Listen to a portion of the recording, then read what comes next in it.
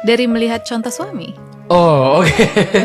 Karena apa ya, yang aku bersyukurnya tuh Indra tuh nggak pernah nyuruh ini itu, cuma dia mencontohkan hal-hal baik. Oke, Dan that's aku bersyukur nice. banget dia itu pada saat sudah menikah, dia belajar bagaimana dia bisa pantas disebut qawwam, pemimpin.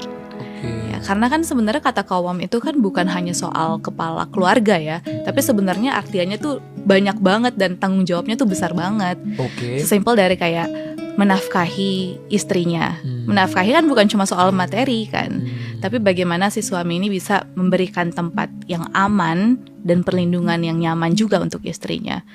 Jadi kalau misalkan banyak banget berita-berita di luar sana ada suami yang menyakiti istrinya, itu salah banget gitu. Padahal harusnya suami itu adalah menjadi tempat berlindung istrinya, dan dia harusnya menjadi orang yang paling terakhir bisa menyakiti istrinya.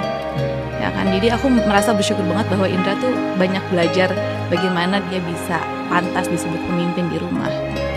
Karena juga sebagai seorang laki-laki ya, kayak kan banyak laki-laki pengen dihormati, pengen direspek. Tapi sebenarnya yang paling penting itu bagaimana cara laki-laki itu untuk pantas bisa direspek dan dihormati gitu. Karena kalau misalnya sebagai seorang laki-laki pengen dihormati, pengen direspek, tapi dia sendiri sebenarnya nggak pantas gitu buat direspek dan dihormati sama istrinya, kan susah juga.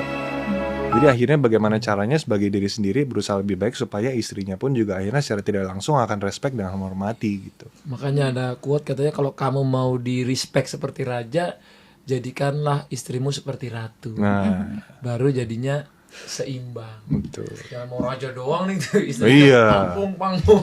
Mau dihormatin tapi dianya Nggak bukan mau menghormati. Iya, nggak mau hormati dan tidak menjadi sosok yang patut dihormati gitu loh. Wah, dalam belum dalam. Tapi ternyata sama banget seperti anak kecil ya. Tadi kan kita kan udah membahas bahwa anak kecil itu nggak suka dikasih tahu tapi dicontohkan Iya. kan. Jangan ngajarin terus tapi dicontohkan. Ternyata istri-istri itu juga kayak gitu. Lebih baik dicontohkan. Lebih baik ya? dicontohkan dulu. Jadi kamu berubah aja dulu menjadi lebih baik versi suami. Nanti istri akan belajar dari perubahan kamu itu. Iya.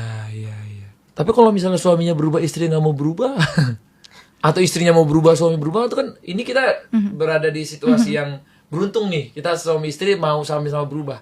Tapi kalau ada situasi yang gitu tuh bingung juga loh, bro.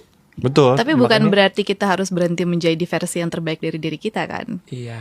Makanya kayak at the end of the day kan kita cuma bisa berikhtiar untuk diri sendiri kan.